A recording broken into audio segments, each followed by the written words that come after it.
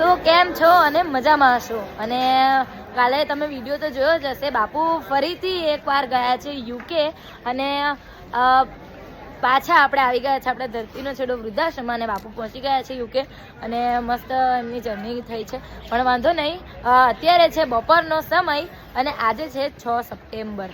તો આપણે જોઈ લઈએ પહેલાં આપણા બા દાદાના મેનુના દ્રશ્યો, પછી આપણે એમના જમવાના દ્રશ્યો જોઈશું અને આજે કોઈ નવા છોકરા જોડે પણ આપણે થોડી ઘણી વાતો કરીશું. આજે દાતાશ્રી આયા છે અમદાવાદથી, તો ચાલો આપણે પહેલાં એમની જોડે જ વાતો કરી લઈએ. તો ચાલો, બધા અમદાવાદથી આવ્યા છે. તો તમારું નામ શું છે? ખોડાભાઈ રાવજીભાઈ. તમારું નામ? કિરણ ખોડાભાઈ. તમારું? રાજુભાઈ. તમારું? વેલજીભાઈ.